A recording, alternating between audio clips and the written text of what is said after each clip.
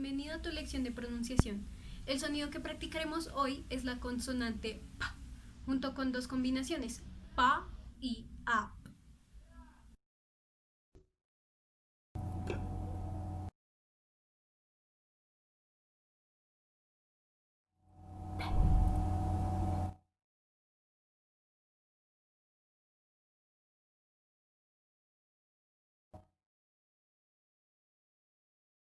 Algunas palabras en las que puedes identificar este sonido son pack, pain, power. Car,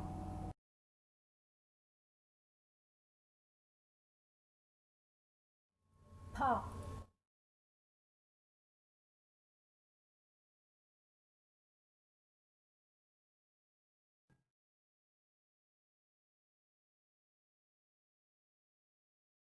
pump,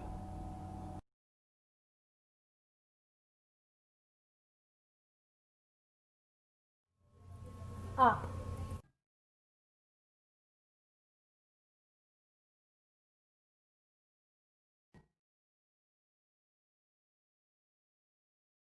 Este software te ayudará a saber si estás pronunciando de manera correcta. A veces imitamos los sonidos que escuchamos pensando que los entendimos y los pronunciamos bien, pero en verdad no es así. Si quieres saber si estás identificando correctamente los sonidos y produciéndolos de manera satisfactoria, descarga el software en versión prueba. Cuesta solo $1. Te espero en la próxima lección.